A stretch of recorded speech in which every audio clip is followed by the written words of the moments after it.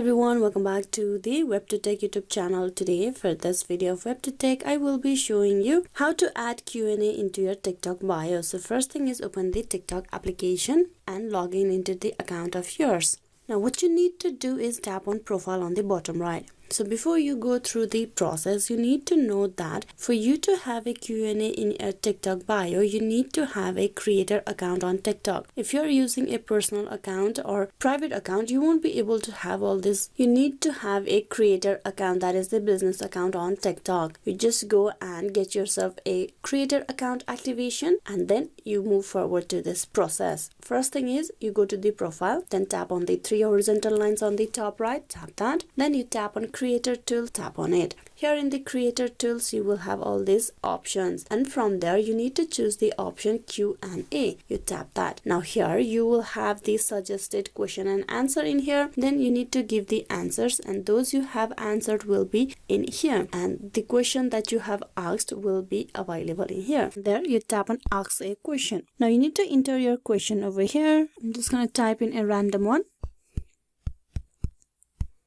Once that is done, you tap on post.